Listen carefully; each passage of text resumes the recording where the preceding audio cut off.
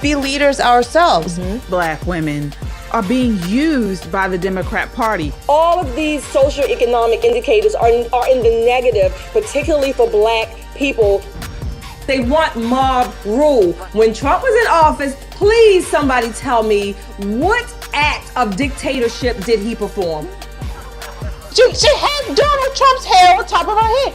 And she's sitting here talking about brown girl this, brown girl that. Because she's a Black woman. They would ask her how to spell her first name and clap like sea monkeys. Oh, yeah. Whoa.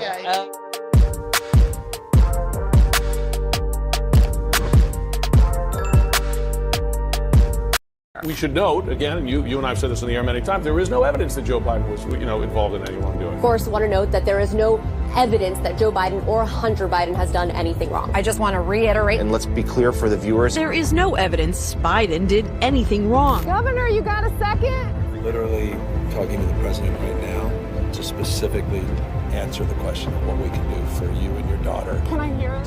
Can I hear your call? Because I don't believe it. This is why independent media is so important. Thanks to people like you, patriots who love America and stand for truth, we're making a difference. Together, we've turned them off, called them out for their lies and propaganda, and held them accountable for their disdain for God-fearing, freedom-loving Americans like us. But we can't stop here. It's time to take action with our dollars. Let's make 2025 the year we double down on our commitment to values-driven choices. Vote with your dollars. Support Made in America. Back companies that honor our families, faith, and country. We found an exciting way to make this switch, and we want you to join us. Check out www.popandswitch.com and click Yes, I Want to Make the Switch. It's that easy. It's time to walk away from corporations like BlackRock and Vanguard that undermine our principles. Let's invest in America.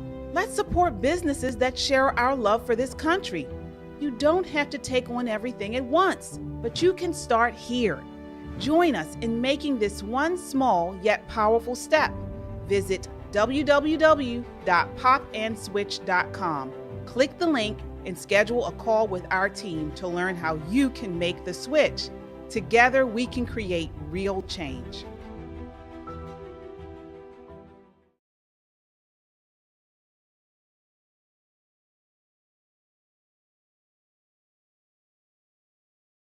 Let me introduce you to my co-hosts. All right, we have Nicole and Shelly E. Yeah. All right. As I always say, like, share, and subscribe. Do me a favor right now and hit that like button, folks, because it certainly helps to increase our voice here on YouTube. All right, we are here on YouTube, of course, and Rumble, and you can listen to us on Apple Podcasts or Spotify under the name Pop and Politics. We love our chat and we shout out all of our super chats, so it's the best way to get your voice heard in the conversation and to show your support and love for conservative content. This is not just a podcast. This is a movement that we helped launch President Trump. Mm-hmm. It is a movement of God-fearing, truth-seeking, America-loving people that value freedom. Stand with us, subscribe so you can amplify this rallying call for freedom. All right, ladies, let's set it off. We are still on a high from the weekend. Of course, on Monday, we saw the inauguration of now President again. Trump. Yes, 47. 47. Let's go. Yes, indeed. Yeah. On a very cold Monday, after lawfare, after unprecedented legal battles, attempts on his life, he stood in the rotunda on a historic day and was sworn in like no president has been sworn in before, against all the odds. Mm-hmm. As he says, as I quote, "I was saved by God to make America great again." Ladies. That's right. That's right. Listen, the Dems said it would be a cold day in hell. said it was going to be a cold day in hell before Trump got back to 1600 Pennsylvania Avenue. And I can attest. It was cold. Ooh, that wind. Oh my gosh, that wind was something fierce. But you know what? Our spirits were so high. No one was really complaining. I mean, people's teeth were chattering and you saw knees knocking, but everybody stayed the course for our president. Yeah. Yes, It was a great day. It was beautiful. His speech, he looked, serious and honorable. He looked, not that he doesn't anyway, but that day he just looked even more so. The audience, Melania looked sharp. The family looked great. I like some of the words I picked up in his speech. He called it Liberation Day. And this is going to be, I can't remember the quote, the golden age, things like golden that. era. Yeah. The golden era. I know that the liberal media, again, as long as they are apoplectic, I don't even care what the issue is. If they are apoplectic, I am ecstatic. And they were up in tizzies. Again, it was a beautiful day. It was solemn in a way, right? And I even love the fact that it was on MLK Day. I love that. And we talked about this when we were at the event on Monday. I loved how Pastor Lorenzo kind of incorporated that into his prayer. I thought that was beautiful. I thought it was too. I thought it was very appropriate. Me too. In that moment, because with all of the hubbub around the inaugural committee and the events, and people don't realize there are thousands of people, many of whom have never been to DC in their lives. So getting them safely from one part of the perimeter to the other part of the perimeter with the freezing temperatures was a lot. And I think, MLK Day was kind of backburnered just a little bit until Pastor Sewell took to the stage. Yeah. And when I tell you that man prayed up a storm, he did the same thing the night before at the BCF ball, right? He was praying and praying, and I was like, somebody gonna have to snatch the mic. Right? Yeah, but like you said, it was right on time. Absolutely. It was really good. And then, of course, so you guys saw, they did the swearing in at the Rotunda. Beautiful. Had the luncheon. And then they moved to the Capitol Center, where there was more events. So, of course, that's where Trump signed the executive orders. We're going to get into that. He spoke to the crowd, the enormous crowd that had been waiting all morning long, lines all the way around the building in DC, finally got in, and they loved him. And here is a clip of the Mississippi Marching Band performing Mississippi Valley State. Yes. Oh, yeah. Clip 11. This is the Mean Green Marching Machine. They are proud to represent historically black colleges and universities at the 60th presidential inauguration.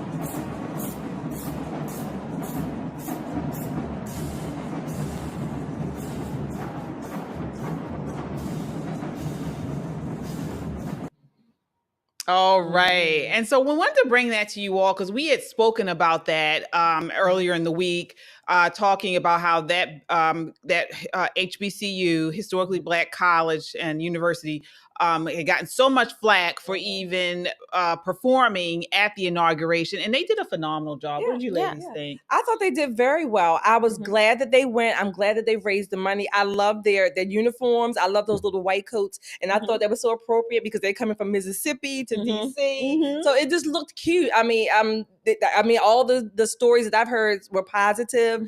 They got some flack. Other entertainers got flack throughout the night for performing. Whatever. This is again, I said at the time when we talked about it, I don't care if who became president. I would have supported any university or band entertainer performing at the presidential inauguration because it's about the office, it's about the transfer of powers, it's about our country and the Constitution. So it doesn't matter to me who the president may have been. I'm so glad it was Trump, but I'm glad that they performed and they did well. Yeah, they did wonderful. And the truth of the matter is, it doesn't really matter who the person is that holds the office.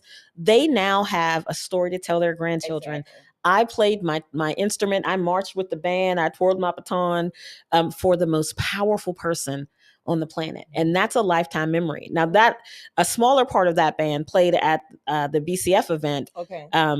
Kind of, I guess it was like their pep section. And they were playing like New Orleans style jazz and people were coming in and they were twirling their towels and having a great time. You talk about exuberance and life personified in these young people. They didn't care about people talking about them online. They knew the assignment and they got it done. They partied their faces off, and I'm so proud of them. Me too. Yeah. Absolutely proud of them. Well, speaking of the online chatter, of course, it wouldn't be an event. It wouldn't be something with Trump without the leftist media trying to throw shade and slants at every which way. And so this takes us to CBS Morning. So we have Gayle King, co-anchor on CBS Morning, covering the swearing-in ceremony. And take a look at what she had to say. This is clip 6. You guys, I have to say, I'm looking at this crowd. I do not see many people of color. Has anybody else besides me observed that? I'm fascinated by why that is. On Martin Luther King Jr. Day, the most notable and one of the most high-ranking is Justice Ketanji Brown Jackson, first Black woman to serve on the U.S. Supreme Court, notably appointed by Joe Biden as he wanted to follow in the footsteps of Jimmy Carter and appointing a number of women and Black women to the federal judgeships. General Brown, chairman of the Joint Chiefs of Staff, is probably there. In fact, that might be side of his head. No, because he's, well, I can't tell what uniform that is. I can't tell from this. But he was undoubtedly there. Yeah, I saw Jim Clyburn. I saw him. Okay. So, of course, there was another Black Supreme Court justice there. Yeah, right. So the crazy thing about Gayle pointing out Black people, Hakeem Jeffries is standing right there in the shot when she says it, right? And you know, shout out to him for not being dark enough for her to notice him. But they have not yet learned the lesson. And let me tell you, in all honesty, I hope they never get it. I don't hold my breath that they will. They're not going to. Like you said, Hakeem Jeffries in the shot. It reminded me of the journalist during the riots when the building was burning, and he said it was peaceful, and the fire is happening right behind him. These people, they're going to find anything and anything, particularly about skin color, to bitch about. Right? Again, this was a historic day for the inauguration. It was MLK's birthday celebration. I thought Martin Luther King said all men, Black and white, Jews and Gentiles, Protestants and Catholics. Those were all the people in that room. He didn't say it had to be a certain number of people that look like him in the room. These are people coming together. Again, many of those people in that room did not vote for President Trump. Exactly. But they were there because they were honoring our country, our Constitution, the office itself. Gayle King, go sit on it. Matter of fact, go sit on Oprah's lap and whatever. I mean, it just is ridiculous. They're never going to stop. And I'm not holding my breath because I will basically suffocate myself if I do that. Well, I'll tell you even one further. I mean, anytime a Black, Latino, anyone of what you call minority status goes and supports this president or in any type of way, they call him coon. Exactly. They call him all types of names. Exactly. Yeah, so, you know, you're damned if you do, you're damned if you don't. We're all supportive of the president. We are all African-American women here in the United States, and we get called all kinds of names. So, I mean, what do you want? And that leads me to this. I mean, they had entertainers. I mean, it was difficult a lot of times if you are a Republican to have, to get entertainers, to get celebrities, to get designers, you know, all types of people to attend or to assist in these events. But they did this time, and one of them were some of the performers. So Nelly, also Snoop Dogg, Carrie Underwood. Many people came and performed and participated in the inauguration events this weekend or this past weekend, and they were called out. Take a look here. This is clip 5. Pastor Jamal Bryant. He's from here in Baltimore, but he's now a pastor in Georgia because he was run out of Baltimore, Maryland. Take a look at what he had to say about Nelly and Snoop Dogg for performing at the inauguration. Don't you watch that inauguration, you better watch a rerun of anything. Go watch Sanford and Son. Go watch Martin. Go watch this service all over again. Delete Snoop Dogg out of your discography. No Band-Aids under your eye. Delete Nelly. Delete Rick Ross. All right, I'm gone. Love y'all. So do you know the crazy thing about that is I'm a big believer in turning the volume off and just watching people's body language and the things they're going to. There's a parishioner behind him holding up a sign, "We're glad you're here." Are you really? Because at this point, he's saying, these people are the crabs that got out of the barrel, so we want them gone. Don't listen to this, don't listen to that, don't listen to... Sir, what part of God is that? No, it's no God. That's demonic. That is demonic. He is so fake. Was he drunk? No. I mean, I'm just saying, was he drunk? I mean, he's just fake. This is all for show. This is all about Jamal Bryant. This has nothing to do with unity. And these are the same people who will claim unity and togetherness and we are one and kumbaya, my Lord, kumbaya. They are full of it. I mean, anybody wants to, rewatch his sermon, please don't, because he is going to lead you to the gates of Hades. Yeah. Oh yeah. He's terrible. And like you brought up a good point, Nicole, because what about his parishioners? What about people who may have attended his church or belong to his church and did vote for Trump?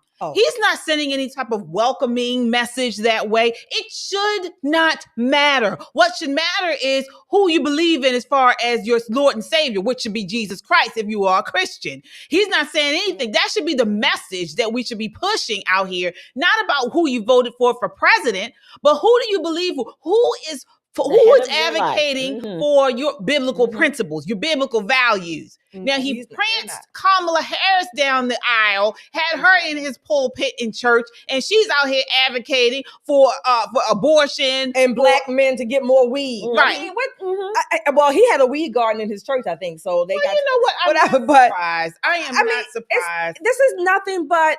I don't know if you want to call it, I'm calling it high class society in the black community. This is a scam. It's a mockery of a scam. I'm sick of all of these pastors, they wear the tailored suits and they get the cruises around the world and the mink coats, whatever. And they have parishioners in their congregation who can't pay their bills, right? But these people will break their backs to tithe to these so-called, fly by night scandals and scams that these pastors put out, and their people are still living in poverty. And you got the Jamal Bryants of the world telling people, don't watch this. Whatever. He's full of it. I hope your parishioners wake up. I hope they do get on the Trump train, if you will, because at the very least, they may do better economically, and they will start seeing the grift that you are pulling over their eyes. Oh yeah. The worst part about the whole thing is that he took into the pulpit of that church in front of his parishioners someone whose stated goal was to kill children. Oh, yeah. Yeah. Stated goal. Every single perversion that the Bible stands against, he let that person, personified evil, stand in his pulpit. So it tells me right away that his church, quotation marks, his church is nothing more than a social club with a few Bibles. Oh yeah. That's it. Oh yeah. And this is what we're seeing. We are seeing, how Marxism, how communism have infiltrated many of our institutions. And one of the main institutions that have been infiltrated is the church. And we know this is what the Bible says. It's going to be a small remnant left. And you have people like him who do nothing but push chaos. He doesn't say anything biblical. He's more culture. And that there's no Christ that we see there. He's more like the culture and less like Christ. And it's actually supposed to be the opposite. But we know this is what's going on. And that leads me to what came out yesterday. So, of course, we saw here that part of the a tradition is for the president, once elected, to go to, St. John's Church? Yes. Episcopal Church, right, in D.C., for the national prayer. And so Trump did that today along with J.D. Vance and his wife and some other people within the administration. And they were met by an episcopal bishop, female bishop, who had this to say to them. Take a look here. This is clip 10. Actually, I'm sorry. Wait. All right. No, not clip 10. I think it's clip 1. Sorry.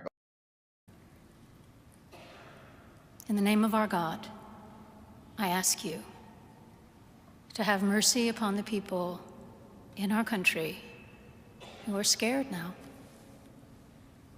There are gay, lesbian, and transgender children in Democratic, Republican, and independent families, some who fear for their lives. And the people who pick our crops and clean our office buildings, who labor in poultry farms and meatpacking plants, who wash the dishes after we eat in restaurants and work the night shifts in hospitals, they may not be citizens or have the proper documentation, but the vast majority of immigrants are not criminals. They pay taxes and are good neighbors. They are faithful members of our churches and mosques, synagogues, wadara, and temples.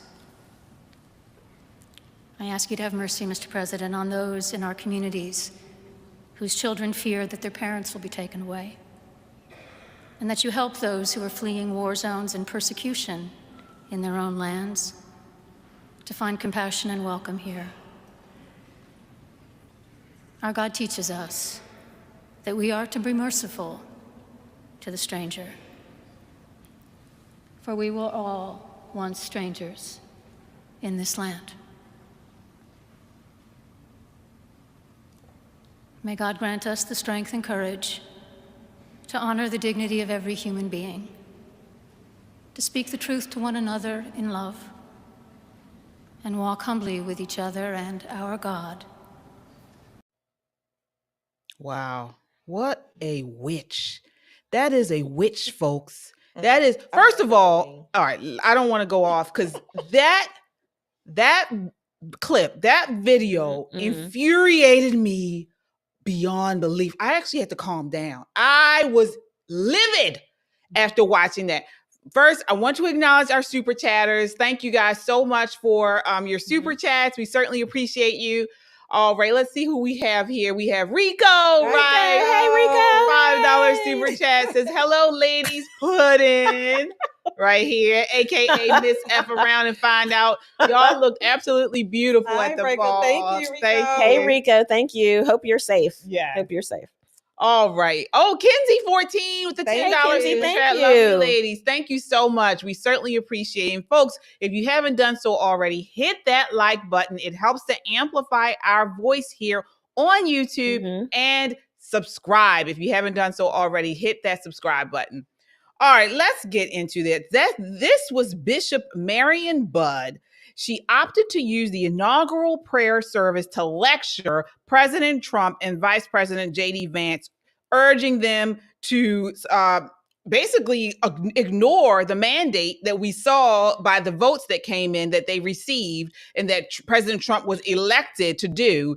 Ignore it and listen to her frail, cult-like voice. Shelley, what are your thoughts? Well, I called her something else. I called her the butch bitch bishop. Okay, because that's what she looks like. I mean, this falsetto I like the alliteration. Voice, and, she wants to be so soft-spoken. The butch bitch bishop. First of all, LGBTQ people are, if they're American, they're Americans. There's no exclusion if they are Americans. What she's trying to do in using the pulpit to basically push her own views, it was not the biblical view. It was not even the American view. They are all Americans. She was trying to basically have President Trump discriminate and based on their little special privileges. Look, if you're not supposed to discriminate on sex or race or whatever other conditions, then why the hell do we have to discriminate legally, if you will, based on these people who they choose to screw? I mean, that's ridiculous. This is discrimination on the opposite side. They get no special privileges because you choose to screw and call yourself a man or a woman when you're the opposite sex. You don't get it. You are American. Our Constitution, that is our ultimate law of the land. Look, bitch.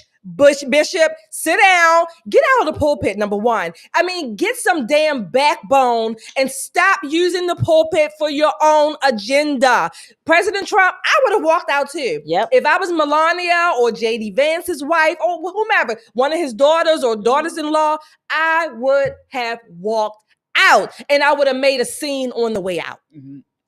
I don't know if I would have made a scene. I probably would have just put my and just eat because they was on the front row. I would have eased my way on out. But the truth of the matter is many of that denomination's churches are quote unquote designed for alternative communities. The problem is there's no truth in what she's saying. Exactly. None. There's no Zero. truth. And she's asking them to show love while she's showing them hate. So, you know, when you look at the disparity, here's this woman who had the perfect opportunity to say something loving to both sides. It's like, you know, she could have easily said to the people who are hurting, who are afraid, I can tell you, I'm here in the room with him now. And he has nothing but love for all Americans. She could have, you know, did something even ground, but this was her bully pulpit moment. Did it fall flat? Has she been dragged on socials for it? Absolutely. Oh, yeah. There's a time and a place for things. And honey, this ain't it. No. This is not the time. This is not the place. But she sold herself short. And now she's going to go down in history as the butch bitch bishop. Oh. I co-sign on that 100%. Oh, absolutely. 100%. First of all, she's talking about showing mercy, showing love. What about the mercy and love for Lake and Rowley? Yes. What about the mercy and love for Jocelyn Nungare? Rachel Morin, right here in Maryland. What about that? What about all the unaccompanied minors? What was it? The report from August 2024 revealed 320,000 unaccompanied migrants because of Biden's open border. What about all of the people who have died from fentanyl overdoses and things from coming across that border, who have been trafficked? What about all of those love and mercy? Let me tell you something. This demon on a pulpit, demon, bitch, bishop, whatever you want to call her, she's the demonic, is not of God. Bishop. This is not of God because guess what? She is advocating for chaos. She's advocating for an open border. She's advocating for not being accountable. These people doing different murders and different types of lawlessness. That is chaos. It is not of God. It is of Satan. And this is what we call them by their names. Yep. Her God is not my God. And just like you all said, I would have got up out of there and left. She shouldn't have been there in the first place. First of all, she shouldn't have been there. What female shouldn't be a bishop at all anyway? All right, that's another thing for another day. A bishop, women should not be in the pulpit. It's not in the Bible. It's not biblical. And we can see why she proved it. Nothing biblical came out of her mouth. If she wanted to do some type of unity, start with Jesus. If you're in church and you want to talk about unity, you want to talk about us all coming together, start with Jesus. You're supposed to be a Christian. I didn't hear Jesus in anything you said. The demon on the dais. The demon on the dais. There was no love in what she Nothing. said. This was purely political theater. But KJ, you're going to feel this on a spiritual level. We know that demons can't stand truth and light. Oh, yeah. So by his mere election, you see him coming out the woodwork. Oh, yeah. You see him coming out the woodwork. The good news is that we're in a different position now where we don't have to be the minority voice. That we can step up and say, demon. Demon. Yeah. And call it for what it Darkness. Call it for what it is. There was no love. And that's one of the cornerstones of that particular church, to love all beings, to love all people. Where was the love? Nothing. Where was the love? But this is what this is what they do. We see this. They try to use culture. They try to prey on fleshly things, like they come out, dancing, drinking. They try to again. they try to be more like the culture and less like Christ. They try to, you see that they're feeding on their ego, because people like Jamal Bryant, people like her, all they want is the spotlight. Here she is on The View today. This is clip 10. Take a look. Thank you. So let me ask you this. You seem to have more fearlessness than anyone in Congress right now, ma'am. What made you decide to use that opportunity for this message, or didn't you have any apprehension about it? My response, thank you, first of all, for allowing me to be with you today. My responsibility that morning, yesterday morning, was to reflect, to pray with the nation for unity. And as I was pondering what are the foundations of unity, I wanted to emphasize respecting the honor and dignity of every human being, basic honesty and humility. And then I also realized that that unity requires a certain degree of mercy and compassion and understanding. And so knowing that a lot of people, as I said, in our country right now are really scared, I wanted to take the opportunity in the context of that of service for unity to say we need to treat everyone with dignity.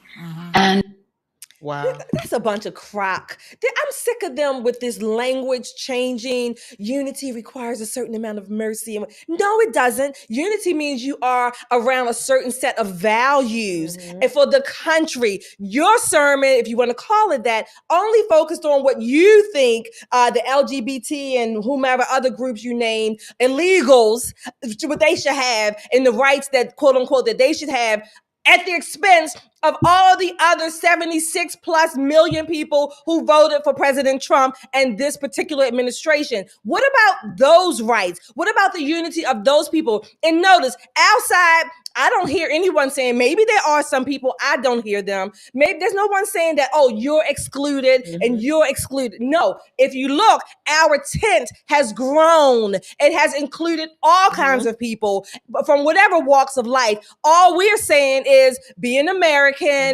practice your religion, whatever it is. But our Constitution and the American values are what matter, not who the hell you sleep with, not if you want to be a dick pretending that you're a chick, and vice versa. None of that matters. That's not the value. That's your personal preference. But we don't have to make it the law of the land.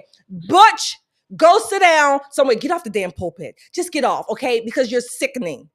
Yeah. I want to acknowledge our super chatters here. We have Laura with the $2 super chat says, that's a guy. Who knows? Who knows? It's whatever it is. Definitely a lesbian. Yeah, I don't know what it is. It's not, Rico says, I'm surprised President Trump didn't walk out. Yeah, I am too. But I mean, that's actually being respectful. I mean, that was respect. Yeah, that was mercy. Yeah. Okay, in that sense, yes. Yeah, Laura says, hi, ladies. I thought she was a dude. Yeah, I mean, who knows what she is, but she shouldn't be in the pulpit. I do know what that. she is dumb. Let's start there. She's dumb. And not because I disagree with her, but dumb because she missed an opportunity to elevate her church, her, as she says, her God, because apparently we don't have the same one, her God. She missed an opportunity to really thoughtfully present her argument. But what she reverted back to was tired ass Democrat talking points that almost as tired as she looks. She looked like she didn't been put through the ringer 3 or 4 times. And don't give me that life of poverty stuff. We don't do that here in DC. Everybody here got to hustle. And this was her hustle and she missed her moment. But we know what this is. This is the white liberal. This is the white liberal. This woman is not new to this. She was out in 2016, I believe, or 2016. She's an activist. Yeah, she's an activist. She was out advocating for George Floyd protesters when they initially burnt that church down. She did not want any accountability for these people. These are the white liberals. She is a Marxist and she's pushing her Marxist agenda. Again, as we mentioned, they have infiltrated churches, institutions, all other kinds of institutions here. And this is what they do. And, so it really is not surprising. But my last and final thing on this is, repent, woman. And not only that, but the biggest the biggest way you show love is by obedience to God's word. And everything that you said, from the LGBT kids and all this type of stuff, the trans kids, all of that is not obedient to God's word. You know, who would sit there and advocate for girls having their breasts removed, little boys having their penises removed, going against God's design for our bodies? You know, this is what is, it's not biblical. It's not even sane. Right. And this is what you push. So I hope people were able to see it for what it was. You know, get past all that. It's unity. We want it all to come together. And that's fake. And that is a deceit. It's a, what do you call it? Deceptive. It's a deception of the devil. That's how they come. They come in wrapped in tolerance and fluffy flowers and all this type of stuff to reel you in when they're being deceptive. There's no truth there or anything. So, you know, that's all I have to say on that. But guys, please continue to hit that subscribe button and like, share, and subscribe. Yeah, this is what Donald Trump said. The so-called bishop who spoke at the National Prayer Service on Tuesday morning was a radical left hardline Trump hater. Yes, she was. She brought her church into the world of politics in a very, very ungracious way. She was nasty in tone and not compelling or smart. She failed to mention the large number of illegal migrants that came into our country and killed people. Many were deposited from jails and mental institutions. It is a giant crime wave that is taking place in the USA. Apart from her inappropriate statements, the service was a very boring and unaspiring one. She is not very good at her job. She and her church owe the public an apology. She really does, because it set aside the unbiblical things that she said. It was very divisive. It was very divisive. It only focused on her agenda. Like you said, she brought the shame, if you will, whatever word he used, to her church. If there was no message, like you said, elevating her church, it was about what she thinks is best, or whatever the agenda that she gets to determine for this administration. Damn that, and damn you, Butch. Yeah, and it was pretty boring. I feel Trump on that. Having somebody whisper, yell at you is terrible. Oh, yeah. It's a horrible situation. Oh, yeah. And so, you know, that takes us to this next thing. So again, you folks, we're so excited about Trump getting elected, as you guys are as well. If you were excited about Trump finally getting through the inauguration without any, you know, threats and anything on his life, please hit that like button and comment about it, please. Because we certainly were. We were nervous about him actually being able to get through that day without any type of security issues.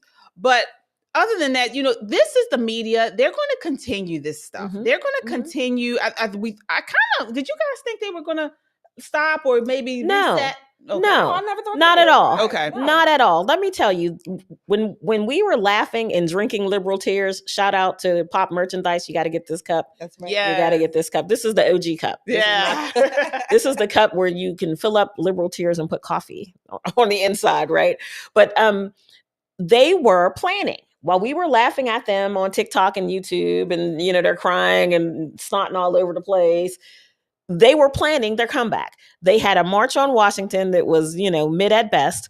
It was too cold for, I guess, the P-hats to show up. But the few people who did show up were outnumbered and outclassed by people who were down there just to celebrate Trump's victory. Right. There was no violence. Nobody threw anything at him. Nobody acted a fool. Now, there was a couple of harsh words passed back and forth, as our right as Americans allows us to do. Absolutely. But what is going on now, I think our culture, the entirety of American culture, is pump the brakes and say, well, wait a minute. Let's take a look at this. You know, really, where are we? Yeah. You know, I think Trump's campaign really hit the nail on the head when they said Kamala is for them, Trump is for you. Right? When you're looking at all this transgender and stuff, most Americans are not down with that. Exactly. You know, we don't want kids being mutilated and then 10 years later changing their mind and they don't have any more breast tissue and their penis is gone forever. You know, leaving these lives scarred. Right. You know, when you think about who you were as a kid, right? And now you have adults saying, oh, yeah, go ahead and be a furry, act like a cat in school, and I'll collect a Social Security check and damn Medicare for them, right? Because that's what they do. It's a business. That's what they do. It's a grift. It's a grift. And in this case, many young people, before they even have, reach the age of majority, whatever that is, are being scarred. You said physically, they're being scarred emotionally, spiritually, and yes, physically. Absolutely. And it's shameful because there are people who are actively advocating for it on television, on the radio, on the quote unquote news. The people who Americans traditionally trusted to bring them information are the same people who are advocating for the death and mutilation of children. There you go. And we can't stand by anymore. We just cannot. Well, we know we can't, and we know most of the country or the majority of the country agree. Yes. Because they voted to get Trump into office. And unfortunately, the media is well, I guess fortunately, unfortunately, either way you look at it, they are still going to play these games. Before I get into this next issue, I want to acknowledge our super chatters here. Folks, thank you so much. We certainly appreciate you. All right, we have Rico with $5. Says, didn't the Lord destroy everything the first time because of all these heathens? Yeah, Rico. Sure did. You're right. All right. Who else do we have here? We have Samantha. Says Samantha. Welcome, Samantha. Yes, that's wonderful. Samantha. Yes, she joined our Freedom Seekers Club. Guys, you can do that as well. It's a great way to support us. Join our Freedom Seekers Club, become a member.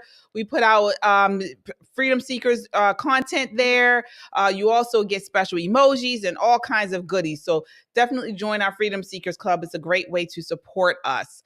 All right, Rico says we are living amongst demons. Right on, Rico. Well, right that's always on. been the case. Yes, it has. But they're showing off now because they can't stand the light of the truth. No, they cannot. Dallas, haven't seen you in a while. The $5 super chat says the Butch Bishop was a no good lying witch, just stirring up trouble and division across America under God's house. And what? Exactly. You're right. You're Hit right. the nail on the head. Yeah, you are hit the nail on right. the head. Jeff. Hey, Jeff. $20 super chat. Thank you so much. Says it was a pleasure hanging out with the Poppin' Politics this past weekend. Also, you ladies looked extremely beautiful at the gala on Sunday evening. Hey, Tink Tink. Let me move back because the Tink is over here. Yeah. All right. Thank you so much. Red Cup with Mika. with the $2 super chat says, I didn't even know the P Marchers had a rally. The Pussy Marchers? Yeah, they teamed up with, what's his name? The skinny guy with the big head. Al Sharpton. Oh, wow. It was called the People's March. Oh, my. Except for there weren't many people. The Pussy Marchers, including Al Sharpton. Puss Wusses. It was too cold for them hats. You needed a real hat. It was too cold for that foolishness. Well, we also got to meet Mika this weekend at the Legacy of Freedom Gala. So it was great meeting you. We're going to get her on the show soon. All right. So I want to move on here. Talking about the media and the lies that they push. Let's get into what they did to Elon Musk. So Elon Musk, as you guys know, is Trump's newest and biggest fan. I mean, he is just so excited about this movement, about the new administration and him getting elected. And he spoke about it at the rally on Inauguration. And this is the clip that the media are now saying he was doing a Nazi salute. You be the judge. Clip 2. There are elections that come and go. Some elections are, important. Some are not. But this one, this one really mattered. And I just want to say thank you for making it happen. Thank you.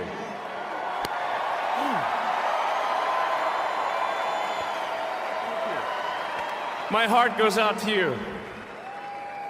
It is thanks to you that the future of civilization is assured. All right. So I saw you, Nicole. Was that a Nazi salute? No. Jiminy Crickets. No. The sad thing is they're trying so hard to make this hate Elon thing work. First of all, Elon was their whole golden boy. You know what I mean? They thought he was Tony Stark. They thought he was the best thing that ever happened. Is he a little weird? For sure. But people who are that brilliant often are, right? He's not a public speaker. You saw him. He was holding on to that dais for dear life. You cannot expect him to be Barack Obama behind the podium. That's just not who this man is. They like to be lied to. this is just manufactured bullshit. Yeah. They're going to find anything. And again, I expect them to do that. I don't think that was a Nazi salute.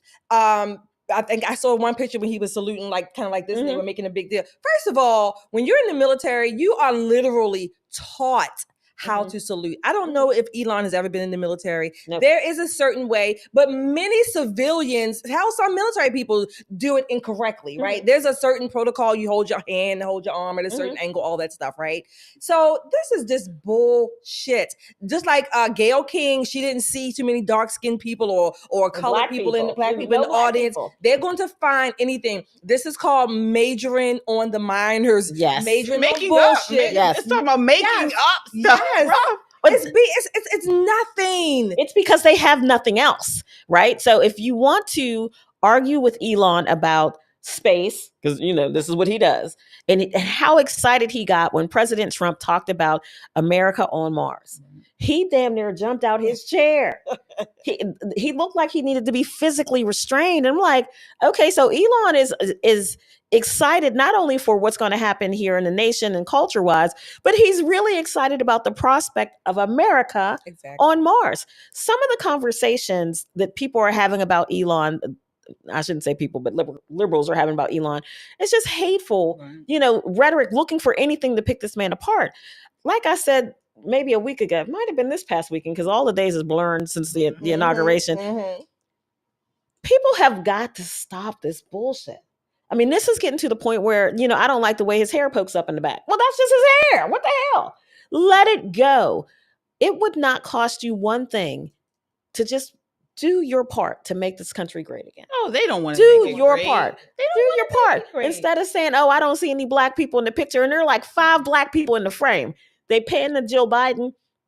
The black color guard, the whole back half of his head is in the damn frame. Oh, I don't see no black people. Gayle, what? I mean, this manufactured outrage is just ridiculous. Oh, they're picking. Ridiculous. They're picking. And as far as the Elon Musk, so initially, that was not the clip that was initially, played across all media. They shortened it and they didn't show that full clip. And they just showed him doing this. But as you can see, when you add the context of what he said, he's throwing his heart. Throwing his heart out there to everyone. That's what he was doing. And we can clearly see that. But you had CNN, you had MSNBC, all of them trying to push that he was doing a Nazi salute. When a couple of months ago, he went to Israel and they claimed that he was Israel advocator. He was, too close to the Jews and all of this type of stuff. Now doing Nazi salutes. Which one is it? Folks, turn them off. If you believe they are lying, it's just straight up lying. They just make up stuff out of whole cloth. Yeah. The thing is, it's not even just lying. They're telling you not to believe what your eyes are seeing in front of you. Who are you going to believe? This is why it's so important. And I advocate this to people all the time, and people think it's a little strange, but turn the volume off every now and again and just look at the images. Look at the body language when they say foolish things, and you can see that they don't even believe the stuff that they're saying. No. Sometimes turning it off is a good thing. Making sure your children aren't being steeped in this foolishness is more important. Right. Yep. More important. And so that leads us to, again, the lamestream media talking about the executive orders and Biden's preemptive pardons. This is a clip of CNN doing their spin, clip 8. Yeah, I think we should to separate the pardons that are happening today. So the reason why Joe Biden pardoned the January 6th committee and other Nelly and Fauci is because Donald Trump, you're right, he ran and people elected him. He said he was going to seek retribution. Now, retribution is not a part of the Constitution, right? So we put those in place. I think it's unfortunate that he pardoned his family today. I am a Democrat. I think that it does cloud what he did so I think you should bifurcate those two. And then I think the pardons for January 6th are completely different. The reason why today feels so abnormal is because of what happened last year or 4 years ago on January 6th, something that none of us in our lifetime have ever seen. So on your day one, when you talked about, not you, Shermichael, but Donald Trump talks about lowering the cost of eggs, what you do is you let people out who undermined our Constitution, who undermined the election, who undermined people who felt like their life was not better under Donald Trump in 2020. They felt like they wanted a different 4 years, and that's why they elected Joe Biden. So I want to put those pardons in separate buckets, and I think we should be talking about them differently because they are not all pardons are not created equal, in my opinion. She got an opinion about. So you talk about talking yourself in a circle. That girl talked herself in a circle through the middle of the hole. She has no idea what she's talking about. God bless her, though. But here's the thing: all pardons are created equal. A pardon is a pardon is a pardon is a pardon. What makes the difference is the reasoning behind the pardon. January 6th was 4 years ago. Mm-hmm. And like I said, as I've told people, you're going to have to push past it. But again, this is them grasping at straws. They're looking for a rally point, a flashpoint, if you will, something that's going to motivate their base to get out and vote for the same foolishness. But what's happening now is the winning feels so good that people are like, I don't know if I want to stay a Democrat. No, yeah. I don't know if I want to continue this rate. I can tell you Monday night, my cell phone was going crazy with Black men I know who are incredibly conservative, but are registered Democrats. They registered the way they girls, they wives, whatever, right? These men was like, sis, what you need me to do? They sent me screenshots of them changing their party affiliation. They listened to Trump's speeches, and this is my best impression of one of the men who reached out to me. He was like, Trump talking that shit. Oh my God, what? Like, he's in my life at this point. And then this whole thing about tax cuts and making things fair for everybody, that spoke to the hearts of these men. And they were like, okay, so this is what the GOP is going to be about, where I sign up. What you need me to do? Well, it was crazy. It was wonderfully crazy, but crazy. I'm tired of, go ahead. Before I want to talk about these preemptive pardons. Mm-hmm. So President Joe, because I don't think all pardons, I don't think this is the same. Oh, I think so. President Joe Biden on Monday issued preemptive pardons to several of his family members. Mm-hmm. Of course, Representative Liz Cheney and former coronavirus czar Anthony Fauci, former chairman of the Joint Chiefs of Staff Mark Milley, and multiple other Trump critics, breaking yet another pardon-related promise as he left the White House. The pardons were timed to guarantee that the media would not focus on yet another unethical act by this president. They were like in the middle of the night, I believe, or something.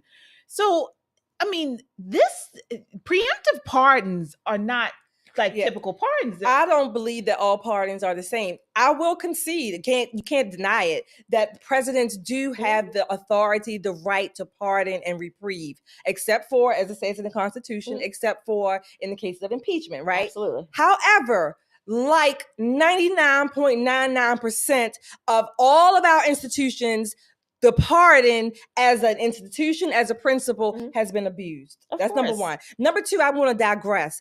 I'm sick of having people, commentators on camera who speak for a living and they don't know basic English, right? What she kept saying, and I kept saying, wait a minute, is that how you said undermined it? I don't think that's correct. I'm pretty sure it isn't, but I'll give myself the 1% leeway in case I'm wrong. She was very nervous. But anyway, let me go back on track. So these preemptive pardons, first of all, a pardon was really never to be used for someone who had not been charged for something and or is currently serving a sentence. Preemptive. Preemptive. That's the key. So Biden's, again, I don't think any president, even if it happens to be Trump, if he were to do this, I don't think any president should abuse the pardon. Well, remember the media, I'm sorry to break, the media said that Trump was going to do these preemptive pardons. And he did not. He did not. He has the people that Trump pardoned and commuted their sentences have already been serving and charged with crimes. So this was nothing more than nepotism, if you want to put it that way, nepotism. And it was also just an FU to the American people again and to our Constitution. So now the example is set. If you are a druggie, we still don't know whose cocaine it was. We know who cocaine that was. But if you are a druggie, if you can have firearms with some criminal charges, if you happen to be a Biden or whatever, hell, you can screw your dead brother's wife. All of those precedents have been set and you can be pardoned. What was Liz Cheney and the J6 committee? Why do they need to be pardoned? Because they destroyed evidence. So no. But they haven't been charged. I'm just saying why. So again, the preemptive is there. Again, the pardon as a constitutional basis and as an institution, if you will, has been abused. So I want to ask you guys, our audience, sound off in the chat.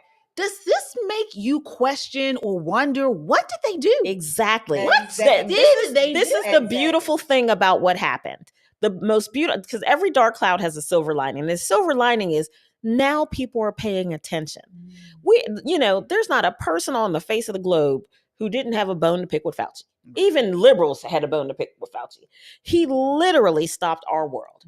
Literally. Changed it forever. Listen, I worked it forever. I worked every day, every single day of the quote unquote shutdown.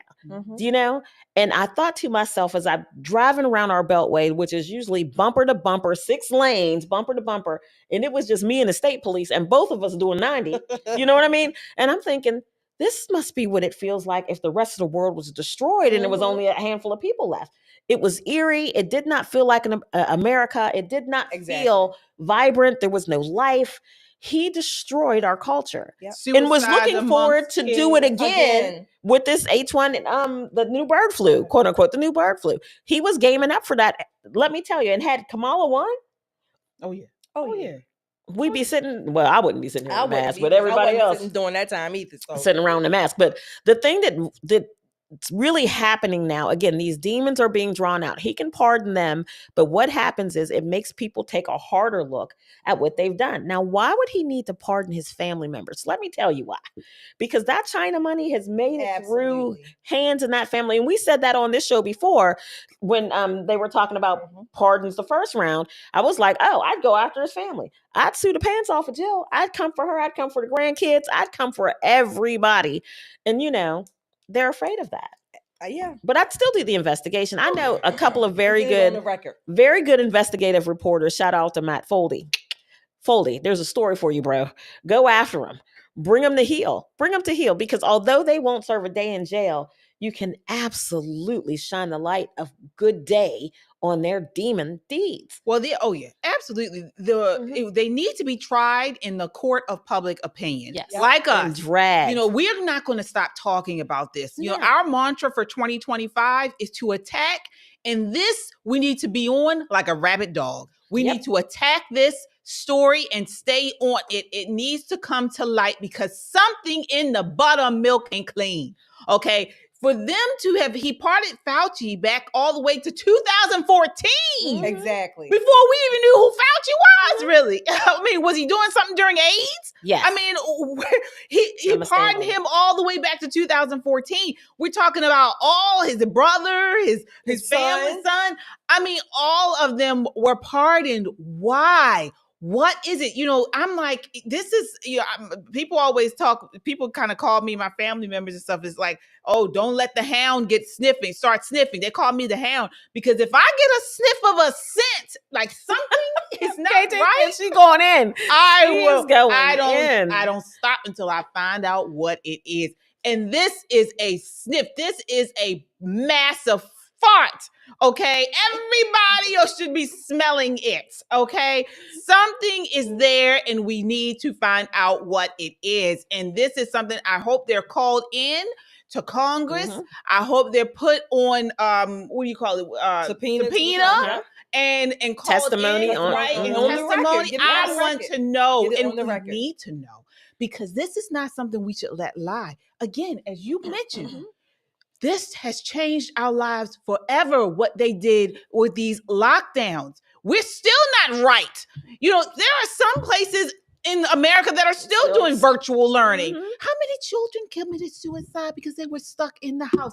Teenagers who are used to don't have friends in the neighborhood. Or the children who were being raped and molested by, all those things. That went up too. Yeah. Right? Yeah.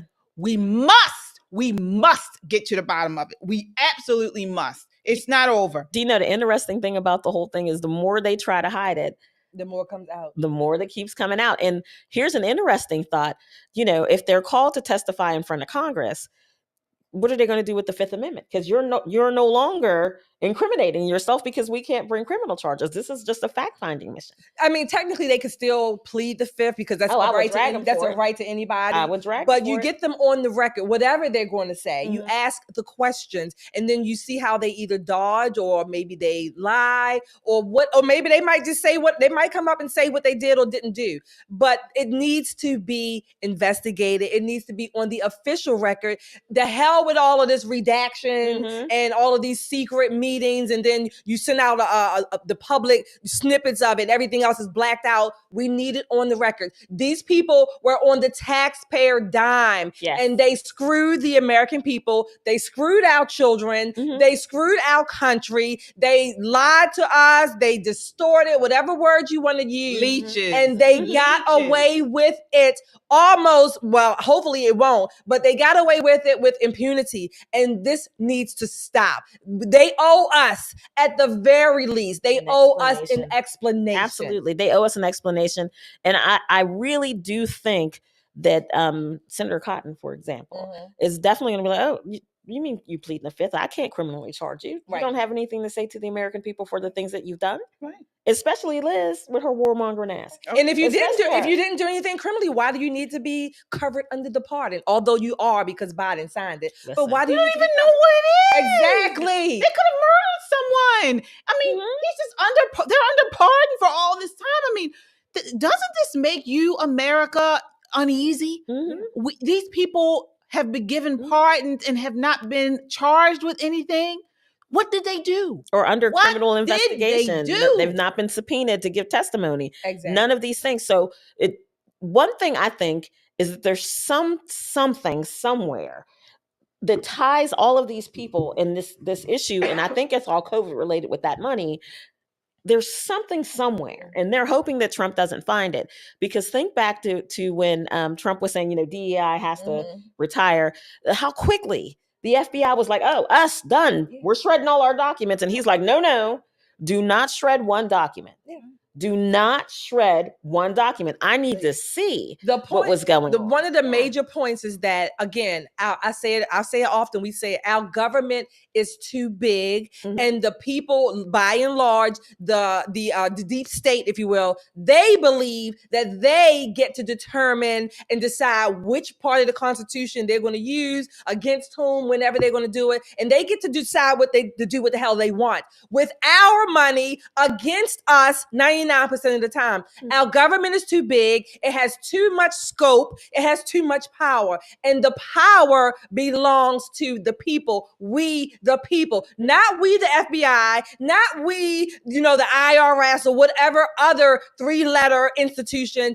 Look, you owe us an explanation. Our Congress, this is for you to continue to pursue and demand an explanation on behalf of the American people. Because guess what? You work for us just as much as the FBI and the ATF and any other organization. Yeah, and one last thing before we move on this, for all the lawfare, for all the talk, for all the names, Trump's a dictatorship.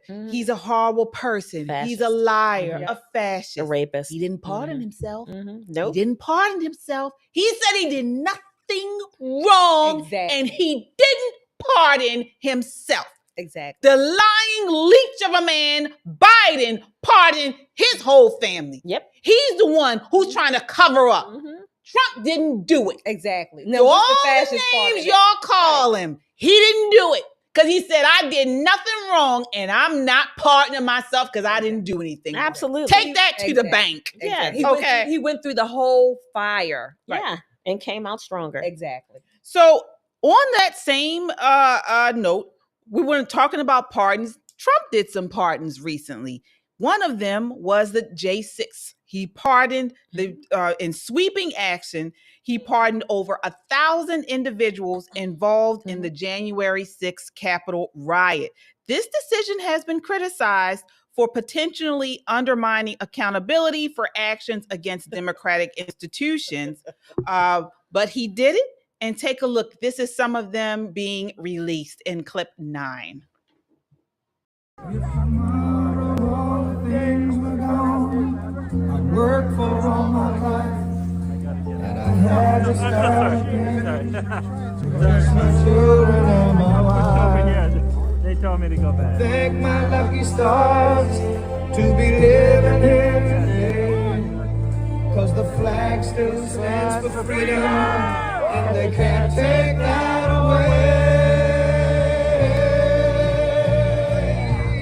And I'm proud to be an American. So that was them still smiling, singing, just happy to be released.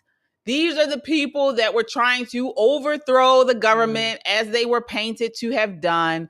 I want to acknowledge our super chatters before we get into this. Laura says, you ladies are on fire. Thank you so much, Laura. Certainly appreciate you. All right. Who else do we have here? We have Rico. Says, I hope President Trump exposes everything. Agreed. So do we. Do we. Mm-hmm. Yes. Thank you so much.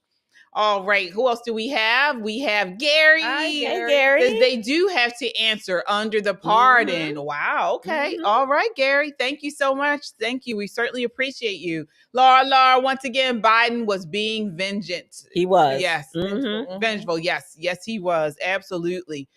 Rico with the $5 super chat says it's all mind control and people in the media are masters at controlling the weak-minded people. Mm-hmm. Tell a lie enough and the people will believe it.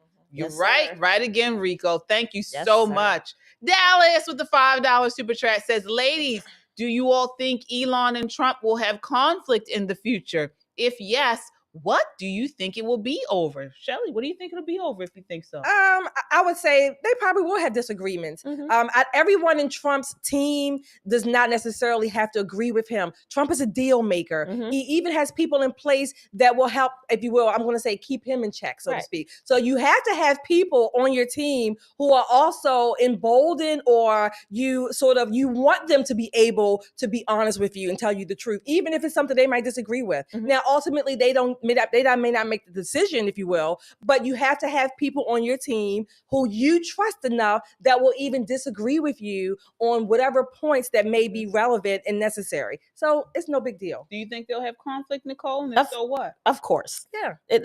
Conflict is inevitable. Exactly. But I think it will be over space exploration. I think that's what, because that's what Elon's focus is. Right. And, when people are that hyper focused on something, the timeline that Trump has probably set for that is going to be very different than Elon's timeline. But I also think that Elon is smart enough to realize that he's not in control of that. Exactly. And there's a fly in that ointment. Her name is Susie Wiles. Exactly. Let me tell you about Miss Susie. She ain't got that to do. You hear me? She don't have none of that to do. So I think she's going to bring a level of calm to an administration full of alpha people. And she keeps Trump in check too. She keeps everybody in check. Exactly. Yeah. She, people don't know there's a Susie Wiles when Florida was still blue. She was one of the people that helped make Florida red again. Mm-hmm. And so she is a powerful, powerful person and very nice. And so you can be both things. But I think in that room with all of these people, with all of these ideas, and I want my project first, I think that'll be their disagreement. Exactly. Well, speaking of the J6 pardons, The View was talking about this today, and this is them talking about, this is Sonny Hostin talking about the J6 pardons that President Trump did in clip 12. Of course. I was particularly, as a former federal prosecutor, struck by the fact that he would pardon over 1,500 people, especially those that were violent towards law enforcement officers. I mean, we had at least 4 officers, I believe, 4 or 5 that were injured severely, not only physically, but also mentally. And I will say this, if there is no accountability, people will be emboldened to do more. When you are a prosecutor, you don't only prosecute someone because they've committed a crime, you also prosecute someone so that you send a message to society that this type of behavior is unacceptable in our society. What he has now said is that it is unacceptable. And let me just... Wow, what a hypocritical witch. What a hypocrite. This woman has for years advocated for these George Soros prosecutors, social justice prosecutors that were vehemently against supporting the law. They did not want to uphold the law, was going against locking up people on multiple crimes. And now she's saying these people need to be held accountable? Shelley? You notice how the left is twisting, or they're trying to hijack almost every conservative point. From the time Kamala Harris was running, she stole Donald Trump's talking points, or his policy points. These are the same types of people who advocated defund the police. They supported BLM rioting and terrorizing the country. Yes, some BLMers, if you will, were prosecuted, but they were prosecuted for very low level and misdemeanor type of crimes and let go. Sunny Hostin, or Hostin, whatever you say her name, she loves to parade this. She was a former federal prosecutor. She was a former federal fuck up. That's what she was. That's what she does. And that's what she still advocates for. She's only taken this position because it's Trump and this administration. This is all. What are you laughing for? Because she got the funny bone. She got the funny bone tonight. I'm sorry. I'm sick of her. They are so phony and fake. It's your alliteration tonight. Girl, you on fire with this alliteration tonight. Not the bitch bishop and now the phony fake former federal prosecutor. I mean, Shelley's on one tonight. They're phony. These are the same people who advocated lawlessness.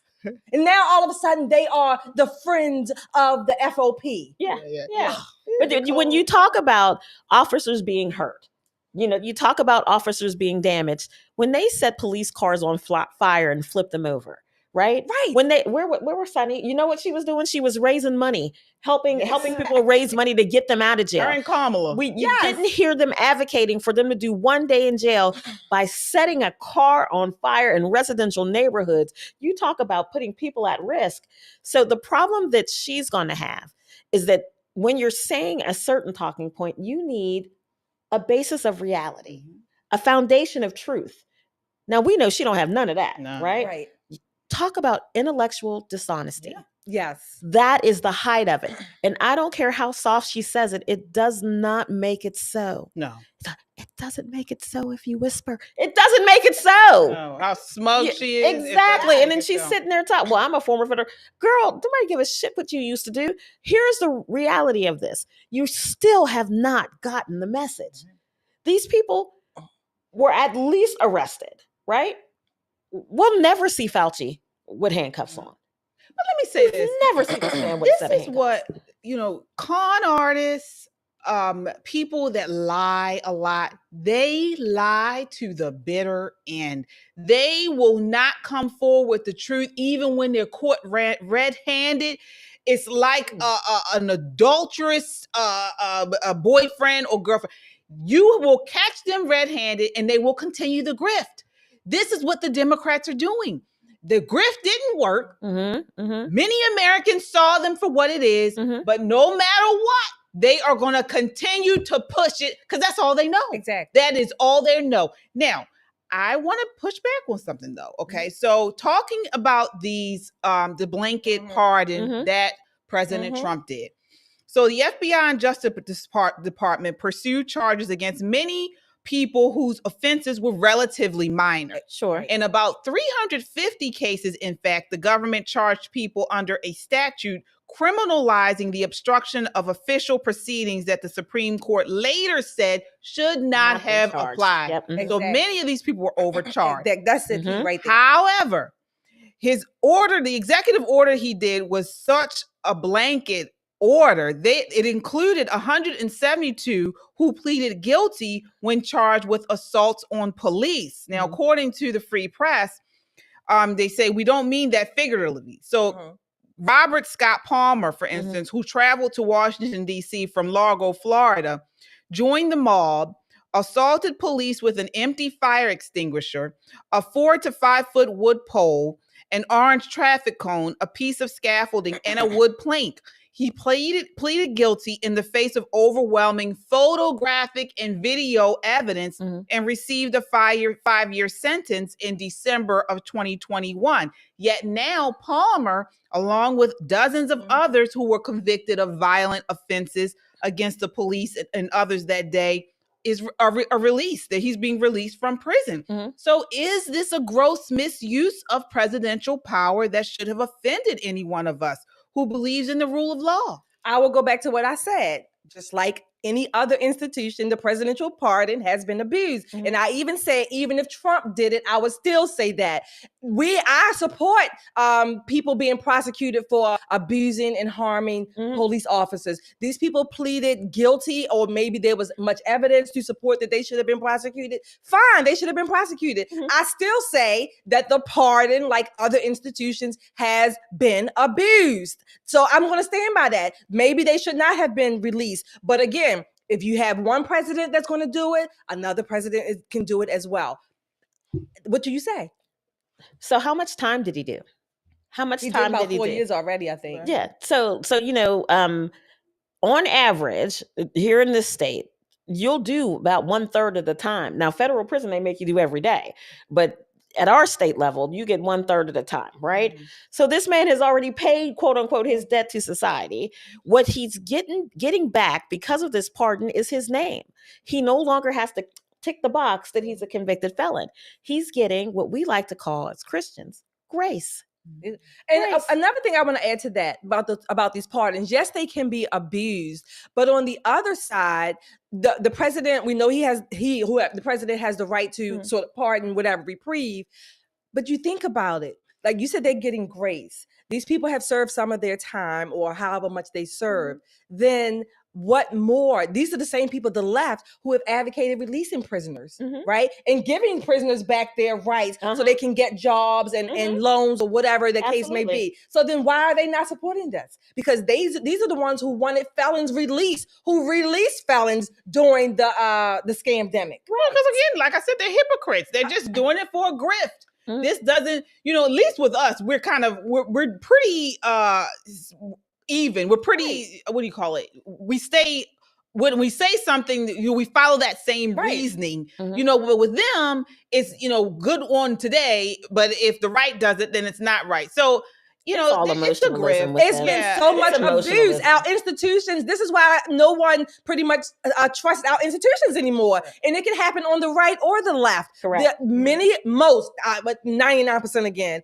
of our institutions and our processes have been abused. And the scope has gotten so broad that there's so many parts and nobody knows, wait a minute, where is the starting line again? Where is at least that middle neutral balance or whatever? The scales have been so unbalanced. Lawfare has been used so much that now when anybody does it, it looks like it's a tick for tack. Well, speaking of that, we want to talk about going back to the baseline. Let's talk about these executive orders that President Trump put forward. Before we do that, I want to acknowledge our super chatters. Folks, thank you so much. Thank you. Thank you. Let's see who we have here.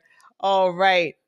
We have Chadwick with the $5 super chat. Says, Trump, kindly take into consideration Bevelyn Williams. Absolutely. Yes. There was a little bit of miscommunication there. She was supposed to have been pardoned, but her husband put online that she's still actually in prison. You guys know Bevelyn Beatty Williams she was imprisoned under the FACE Act for events that occurred at a abortion clinic. Right. She's a pro-lifer. So please keep her in your prayers. It looks like she's coming home. We just don't know when. We're going to keep pushing. Yes. Laura says Biden may be old, but he is spiteful. Yes, he is. Leech in chief. You know what, Laura? I say that all the time. He is too close to death to be this damn man. I know. He really is. You would think he'd be trying to get his life right. Wow. Vernita with the $5 super chat says Trump is a man's man. He told the Democrats to their faces how he felt. Yes, he ma'am. did. I want to say something about Bevelyn. We got another chat.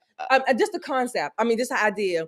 Again, while I think that Bevelyn should not have even gone to federal prison at all, and I hope she does get out, the point is, again, the lawfare has been used so unbalanced. Yes. Again, nobody knows. It looks like it's just tick for tack, right? Yeah. Normally, if you will, in normal times, everything being equal, the scales being balanced and just, then if someone broke these laws, then we would say, okay, then they should be prosecuted. Maybe if they serve time. I don't believe nonviolent crimes should be have jail time to them. That's just my personal stance. But in general, but we don't know anymore because the people, the deep state, by and large, have corrupted so much. Nobody knows what's just or what's being used for lawfare or political purposes. So therefore, we have all this confusion. Yeah, we do. Justice is supposed to be blind, but she's got that blindfold way back on her head and taking a peek at everything from your political party to your race, to your sex, to your gender.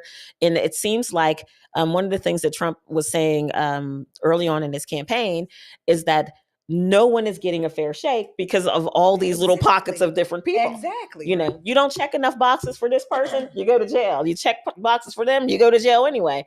We've got to stop doing that. We do.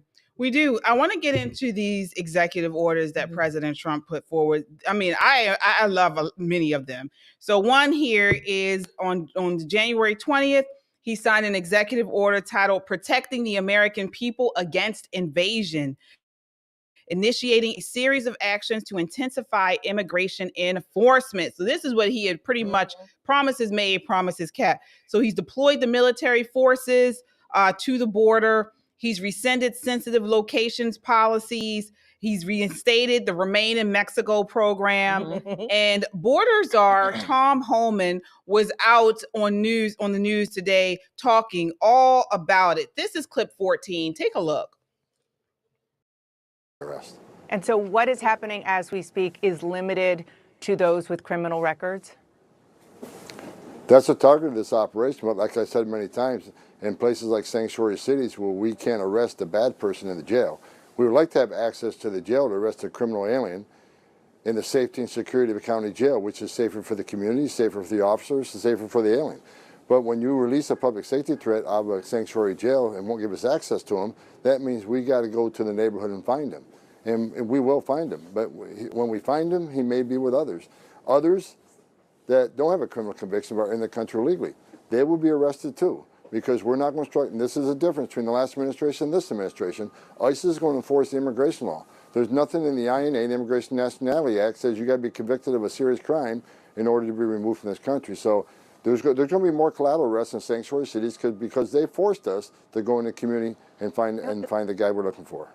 Let me just make sure that I understand what you're saying, because at first you said that the first targets are those with criminal records, but you are also saying that those who are undocumented in the U.S., also who don't have criminal records, people who are working in their communities, maybe even have spouses who are American citizens, they could be swept up with ICE today as well?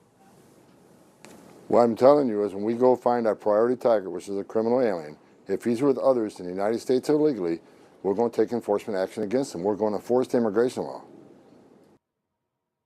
He's saying he's not playing around. Yeah. He's not playing around. Tom has been saying that. And what's so crazy is they can't talk trash about him because he was an Obama pick too. You know?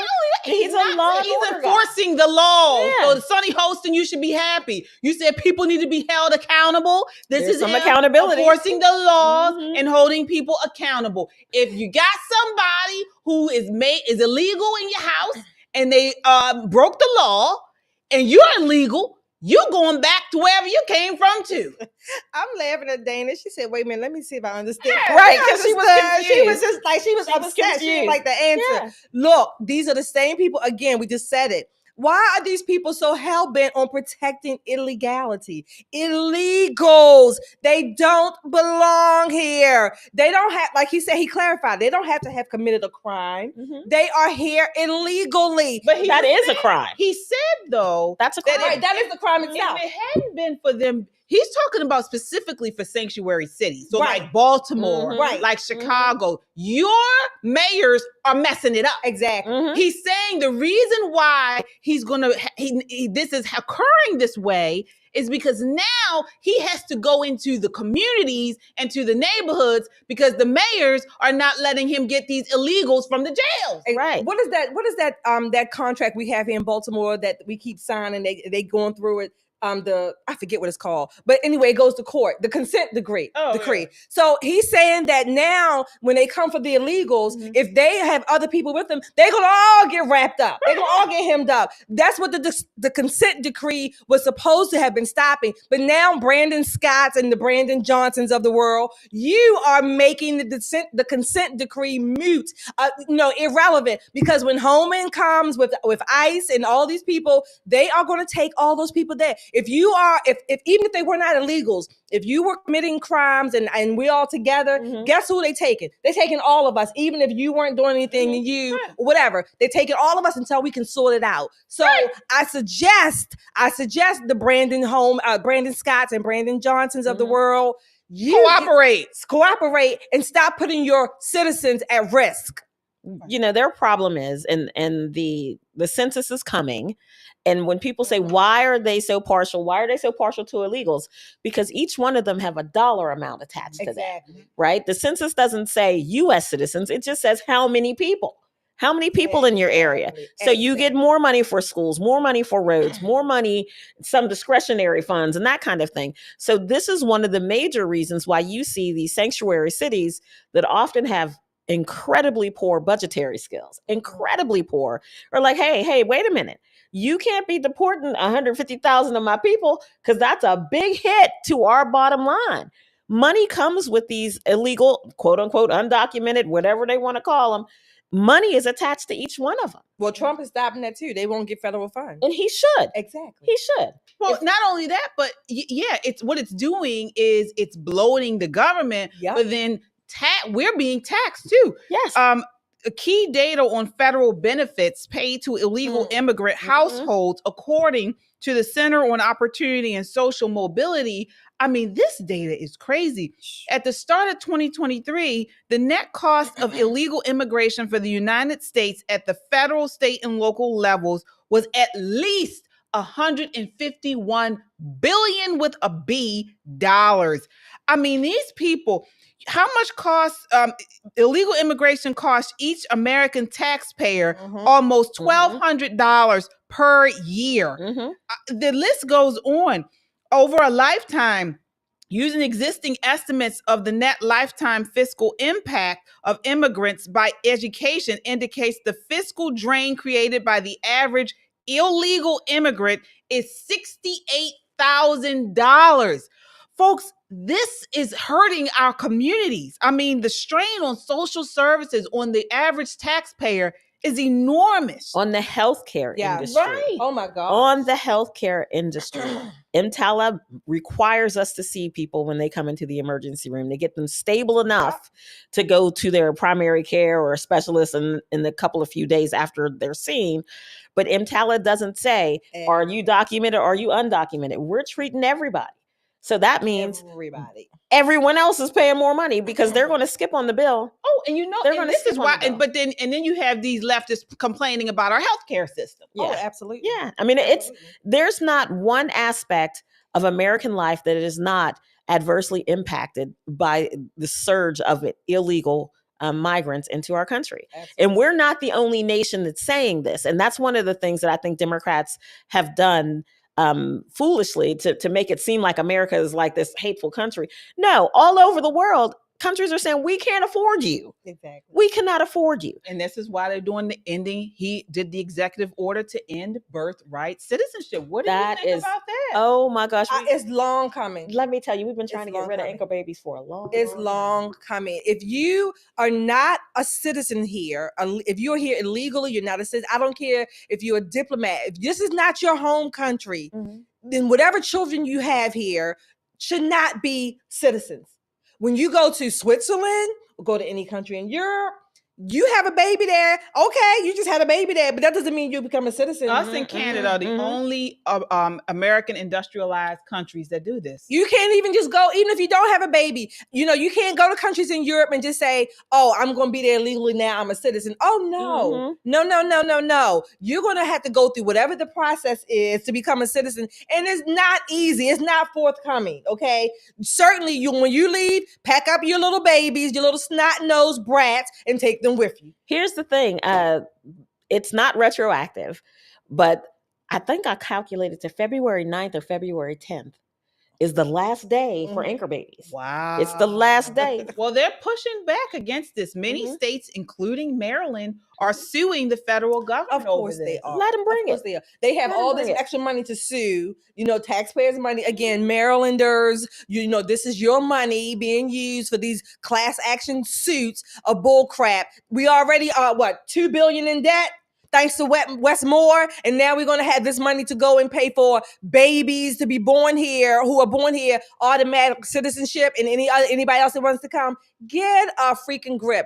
Close your legs, marry somebody else in your own country, and take your little snot-nosed brats with you. That's it. I just really feel like, as much as people have talked about Democrat leadership across the nation and how well-run blue states are, we all know that's not true, but that's what they think. This is going to be a test for Wes Moore. Yes. Maryland is home to many, many, many federal employees. Absolutely. I mean, you could throw a rock and hit 3 federal employees, back to back, right? With one rock. But here's the test to his leadership. We're already in a deficit mode. They have a supermajority in the House and the Senate here in our state. What are you going to do? What specifically are you going to do? Because the way the federal government is operating is going to change. Well, let's talk about that. The DEI. I mean, that's another one he did. He signed Ending Illegal Discrimination and Restoring Merit-Based Opportunity Executive Order, effectively rescinding Executive Order 11-11246, which mandated affirmative action for federal contractors since 1965. So what's this mean? Ceases DEI programs, promote merit-based hiring, recognizes 2 genders. So that the order mandates that the federal government officially recognize only 2 genders, male and female, and bans federal funding for gender transition procedures or ideology, and secures intimate spaces designated for females. So I want to particularly ask you all about this, because we, as African-American Black women, what does this mean for Black Americans? Will we start to see less diversity in government, education, and in the private industry, Shelley? I don't think so. I think what we're going to see are more organizations, agencies, contracts that are merit-based. Look, I am sick of hearing every damn year about how much money we need for the infrastructure and the damn roads are not structured. I'm sick of it. True. I mean, they're just not. How many? I don't care. I don't care what your skin color is. I don't care where you're from. If you're an American and you know how to put cement or whatever else goes in asphalt, goes into the roads, do it. If that's what your skill is, I want the best person to do it, because I'm tired of all this infrastructure being fucked up and it's not structured. I'm sick of it. So all this, I want the merit base. I don't care. Well, wait a minute, Nicole, let me ask you, because a lot of people, for instance, I'm just taking this, the garbage man. Black people now want to see the crack of a Black man's ass. Boy, if they want to see a black crack like theirs, these garbage men, they drive the truck.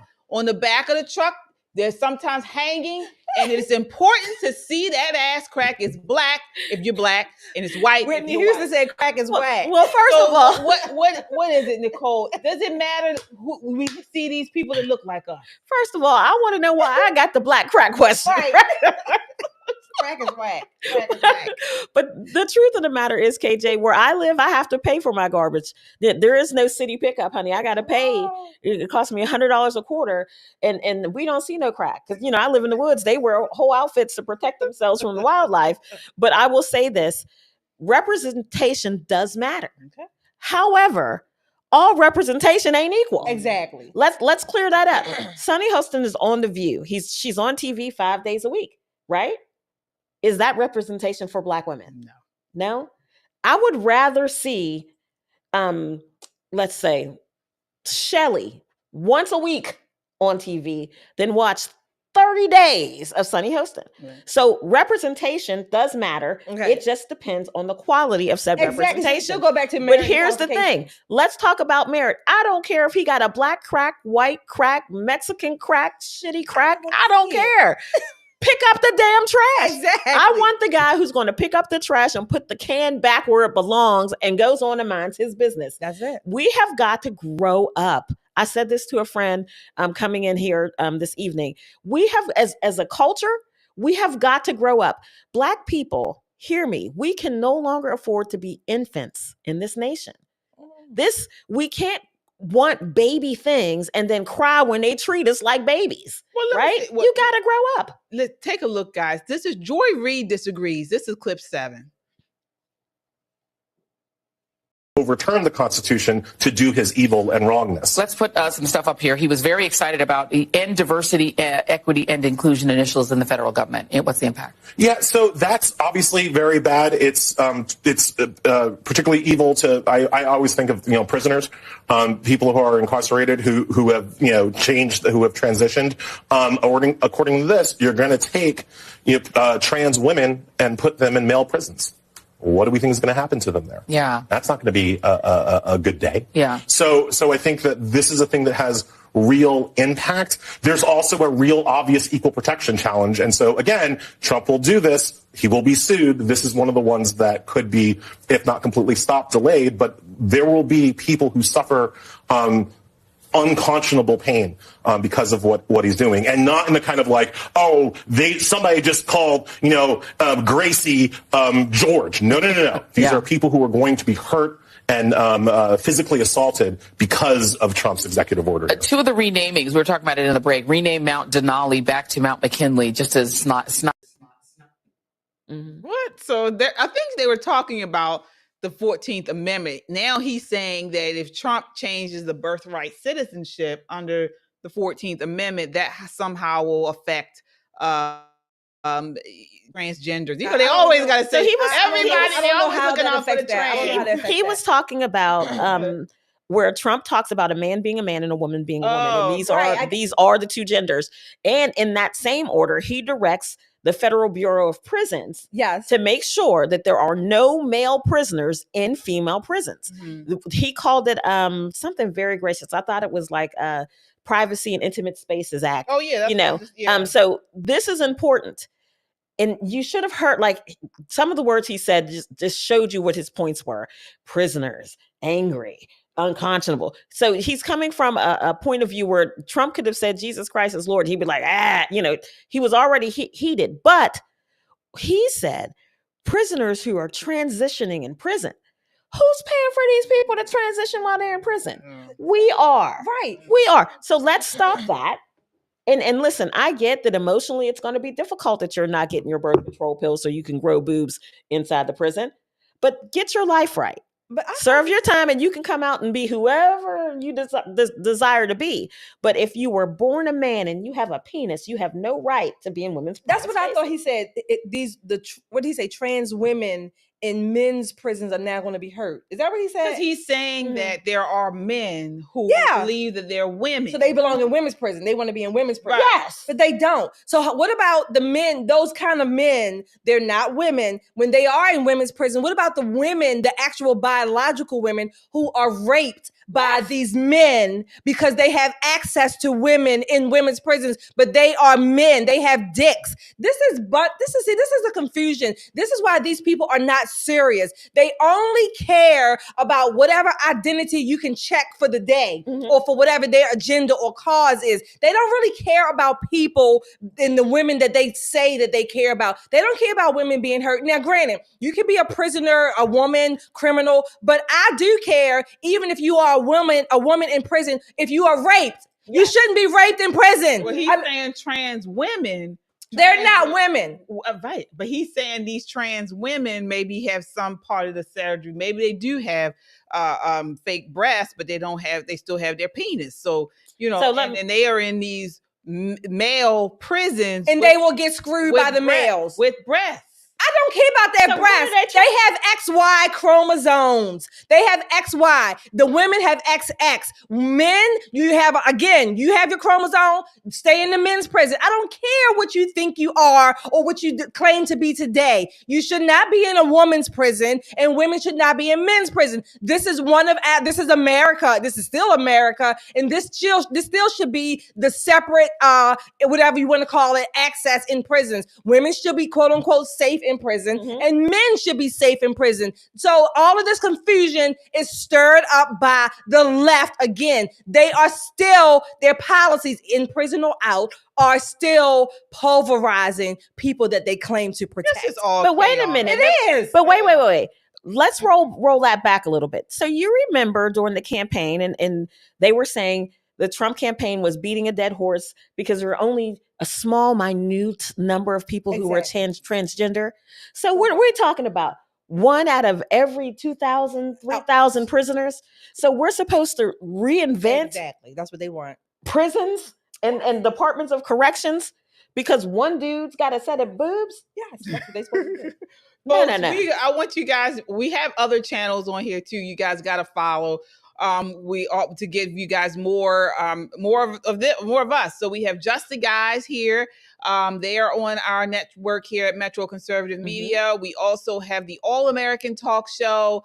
Definitely follow that YouTube channel. I have my Christian Conservative channel. Definitely follow. These are all great channels to follow. You can get conservative content with a different connection, different aspects. So definitely check it out. I want to just go through this really quickly with you all before we go. A big thing that a lot of people, especially here in the DMV, have been talking about are these two. One is requiring all federal workers to return to full-time in-person work immediately and freezing federal hiring with exceptions for the military and other specified categories. Those were two executive orders that people are very upset about. A lot of people are saying, hey, I've been working for the federal government. I don't live in the state. I'm out of state. Now you're making me go back to work. Yes. Yes. I mean, why is that such a hard concept? You're being paid by taxpayers. Take your ass back to work. Remember, what is it? Take your daughters to work day. Take your ass back to work day. That's what this is. That's what this is. Fair? I mean, why? What do you mean fair? People are saying that they've been working from home all of these years. What do you mean fair? It's not a matter of fair. It's a matter of you were hired. Take your ass back to work day or week, whatever. Yes, it is right. It's not a matter of fair. It's right. You go to work. You get taxpayers' money. That's what we expect you to do. Because you moved out of state during the scamdemic is not my problem. Take your ass to work. You can call up your boss. Can we call up any of our places of employment and say, oh, I moved out of state, 2 years ago, so I don't have to come in. Put your slips in. If you want to move, transfer, do it the right way. But it applies to you too. Take your ass back to work. Nicole, yeah, it's the same way. It's definitely time for our federal workforce to come back into the office. Now, for me personally, it's going to be a hardship because, nothing messes up traffic like a bunch of angry people who don't want to be there, right? Yeah. However, we have got to get to the root cause of why our government is so large and failing. Exactly. And the only way that people can be accurately judged is by having an evaluation on the work they actually do. I don't know if it's feasible to do a solid 8 to 10 hour workday from your home. Personally, it's hard for me to do work from home. You know why? Because I got all these distractions. I'll start off with my laptop. I'm in my office, because they said create a space for you to work. I'm in my office. This is one day I tried to work from home. I wrote 3 speeches. I booked some speaking engagement. Nothing that had to do with work, but I was like, well, I got time. I'll come back to it. I got time. And it is human nature, and it's not putting anybody down, but it is human nature. When other things pop up, you're more apt to kind of deal with it when you're at home versus being in the office. When I'm in the office, I'm not writing speeches. Exactly. I'm running down the hallway, putting fires out. I'm 100% focused on the job. So as Doge comes in and we're focusing on what we really need in our federal government workforce and what we don't, it is in their best interest to show up to work and show them what you actually do for a living. In your own best interest. First of all, like you said, it probably shows us what jobs we don't need. We don't need in the federal government. So all of those jobs, we probably don't need them. But if your job is to serve the public. That's ultimately what you're doing. You're not working to just serve boss, whomever, or manager this and get this promotion and get this step. That's not what your primary role is. Your role is to serve the American people. And when if I have to call the IRS and whomever else to bitch and complain about something, I'm put on hold 10 times. I'm on hold longer than I am to even when I speak to someone. How is it that I can be on hold and get the recording? Would you like for us to call you back in 2 to 3 minutes? But yet I got to be on hold for 5. That doesn't make sense. Your number, that's what it is. Number 78 in the queue, right? Right. It's people who are working for these federal agencies, and there are a faction of you guys who are not doing your jobs. And so what has happened is it's become inefficient, and they're saying, well, we bringing everybody back because there's some of you who are not answering the phones when you're supposed to. You calling these agencies, like you said, nobody's answering. And KJ, and why when you call some of these I don't want to hear crying children in the background. Right. I don't want to hear dogs and rough barking. I don't want to hear other sounds that don't sound like a business. I don't want to hear all of that in the background when I'm calling you for my personal business or business I need to handle with some government letter and all this crap. I don't want to hear all of that. Where's your compassion? My compassion is in my damn wait a minute. That's what I was about to say. My compassion is the check that you have to write to the IRS. The check that I have to write every damn year. That's my compassion. I have zero. Zero. It is as many zeros as I got to put on that damn check. That's as many zeros as I have. I think it's high time. But one of the other part of that order, EXO that Trump wrote, talks about senior management. When we talk about the administrative state, the deep state, these are people who've never been elected to office, whose name has never been on a ballot. You don't know who they are, but we know what they believe because they make administrative rules and regulations that kind of run the nation. Exactly. Right? So these senior level career people have never been fairly evaluated. Right. Yeah. Right. So now the evaluation is on. And let me tell you, it's going to be trouble. So my best advice. What's the name? Bernie Mac. Trouble. But let me tell you right now, my best advice to you is take yourself back to work. Wear your best federal employee clothes and work harder than you've ever worked. So you maintain your job. We don't need all the damn dogs being versatile. Well, there's going to be some people who are going to be repurposed. People to be laid off. Oh, absolutely. I want the government to be smaller. Because we don't need all of this largesse and bureaucratic bullshit, every layer upon layer. And all it affects are the people who pay the taxes. We don't need it all. I don't need to have a regulation or policy that, number one, if I ask the people who wrote it, they don't even know what it means. Right. They don't even know how it applies. I don't need to have all these regulations that tell me, you can do this, you can't do this.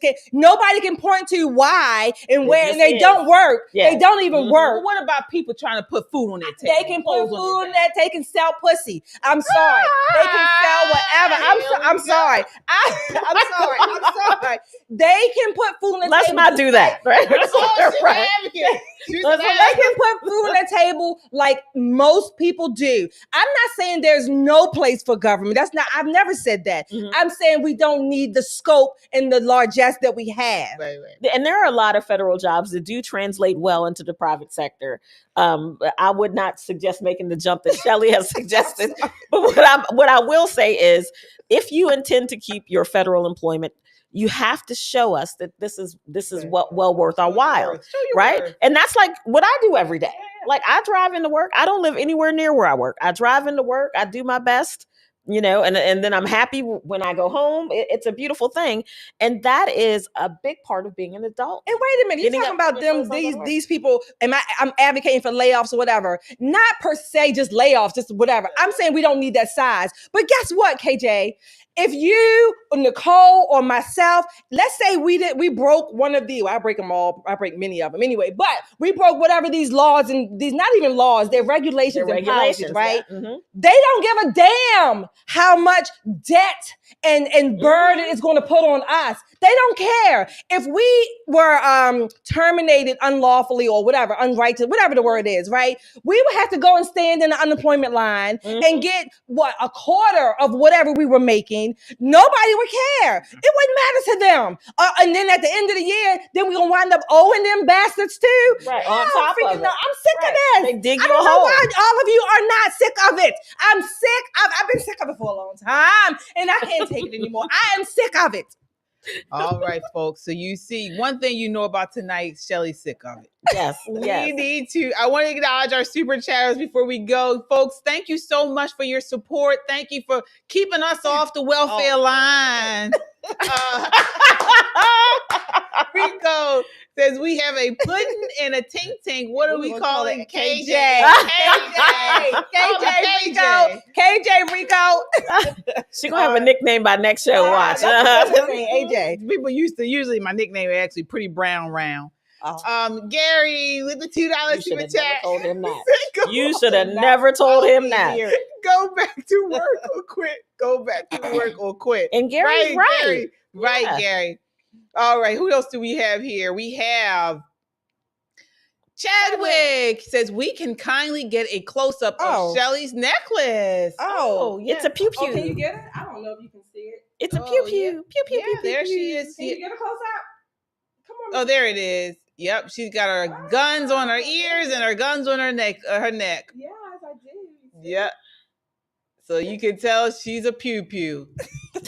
Laura, merit qualifications. Thank you so much, Laura. Thank you, we Laura. appreciate Thank you, Laura. you all. Absolutely. Please like, share, and subscribe. Oh, PB Hardy. Yes, President Trump and Homan went right to work. Yep. Yes, they did. They went to work. Went to work. Yes, they did. Right. And I woke up on Tuesday and I felt a sense of strength. Like I felt like, I felt hope. I felt like we on track now, Yeah. And he on Putin's ass. Yeah, he is. He's nibbling on them heels. He's not playing with them. Vehicle Enjoy with the $5 super chat says, I you. truly believe moving the inauguration indoors was a miracle in disguise. Yes, it was. I was scared for Trump. Something easily could have happened to him. Yeah, I think that's why they moved it inside. There's going to be a story later on. Okay. We'll save it. We'll save it. Okay. We'll save all it. right. Laura with the $10 super chat. Thank you so much. Says, did you all see the look on the faces when Trump told them and the country how they F up everything? Oh, yeah. Trump is back to doing all the press conferences. You guys saw he's already telling off the liberal media. He looked so tired the other night. He was signing those executive orders. He stayed up and he was those beautiful Sharpies. He's a Sharpie loving person. My goodness, he loves. He's a hard working man. Yes. But did you see Franklin Graham at the inauguration? His prayer. He was like talking about Joe Biden in his face. Yeah. Like, don't say something, Joe. Say something, because they're about the same age. Right. Jump up. Right. Yeah. Pop up, Joe. Say something. And who is the biggest pony soldier? What do you call him?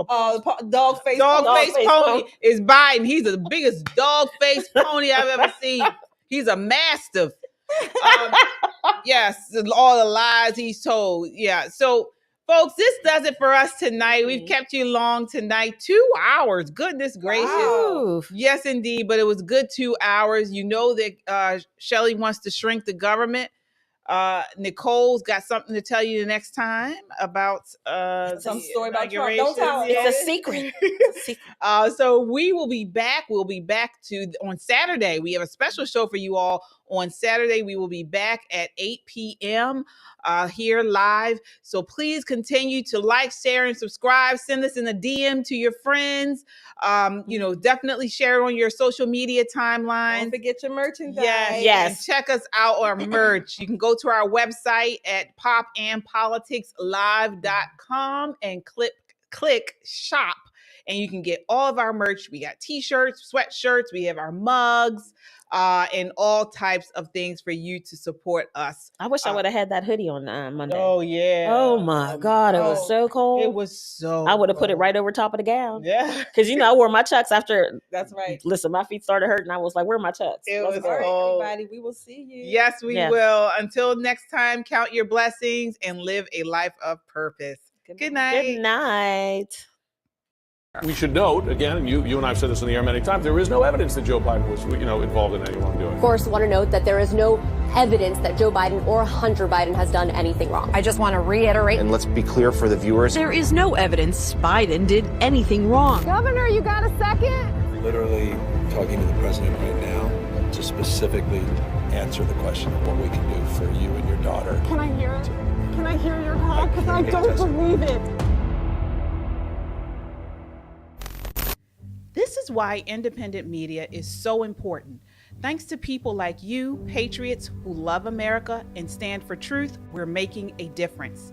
Together, we've turned them off, called them out for their lies and propaganda, and held them accountable for their disdain for God-fearing, freedom-loving Americans like us. But we can't stop here. It's time to take action with our dollars. Let's make 2025 the year we double down on our commitment to values-driven choices. Vote with your dollars. Support Made in America. Back companies that honor our families, faith, and country. We found an exciting way to make this switch, and we want you to join us. Check out www.popandswitch.com and click Yes, I Want to Make the Switch. It's that easy.